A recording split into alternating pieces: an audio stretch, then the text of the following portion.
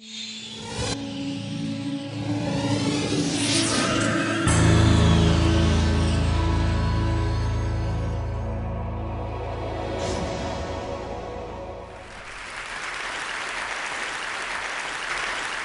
if you're in the audience today, or maybe you're watching this talk in some other time or place, you are a participant in the digital rights ecosystem. And whether you're an artist, a technologist, a lawyer, or a fan, the handling of copyright directly impacts your life. Now, rights management is no longer simply a question of ownership. It's a complex web of relationships and a critical part of our cultural landscape. Now, YouTube cares deeply about the rights of content owners. But in order to give them choices about what they can do with copies, mashups, and more, we need to first identify when copyrighted material is uploaded to our site. Let's look at a specific video so you can see how it works.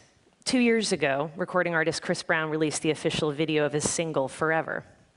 A fan saw it on TV, recorded it with her camera phone, and uploaded it to YouTube. Now, because Sony Music had registered Chris Brown's video in our Content ID system, within seconds of attempting to upload the video, the copy was detected, giving Sony the choice of what to do next.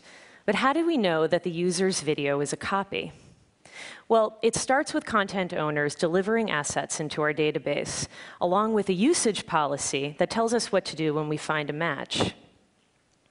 We compare each upload against all of the reference files in our database.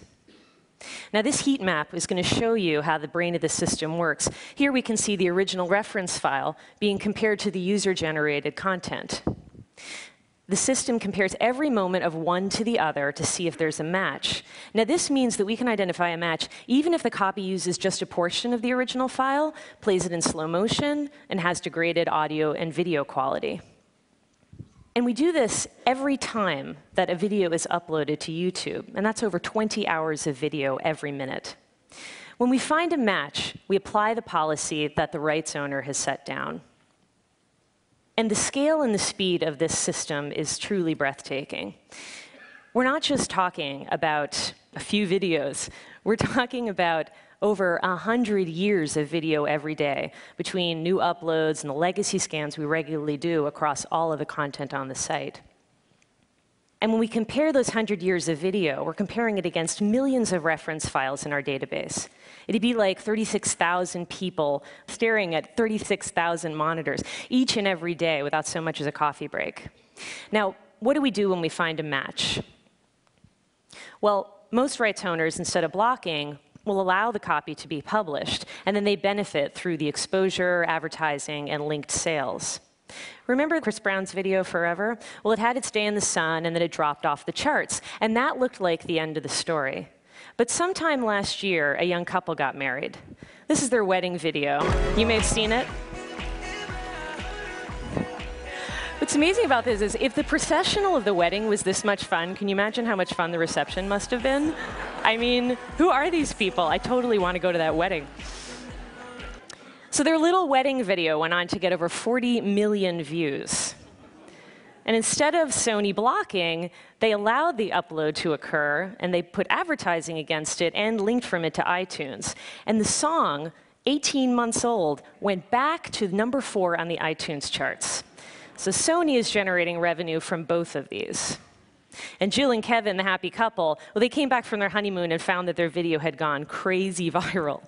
And they ended up on a bunch of talk shows. And they used it as an opportunity to make a difference. The videos inspired over $26,000 in donations to end domestic violence.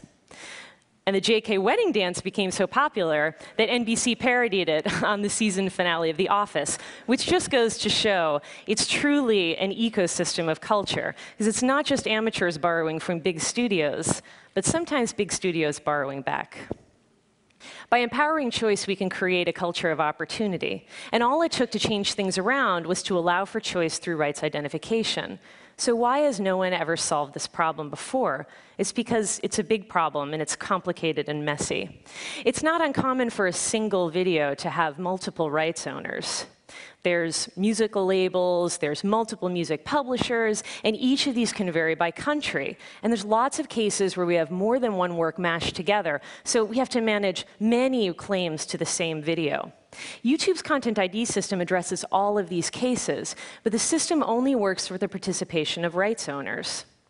If you have content that others are uploading to YouTube, you should register in the Content ID system, and then you'll have the choice about how your content is used. And think carefully about the policies that you attach to that content. By simply blocking all reuse, you'll miss out on new art forms, new audiences, new distribution channels, and new revenue streams. But it's not just about dollars and impressions. Just look at all the joy that was spread through progressive rights management and new technology. And I think we can all agree that joy is definitely an idea worth spreading. Thank you.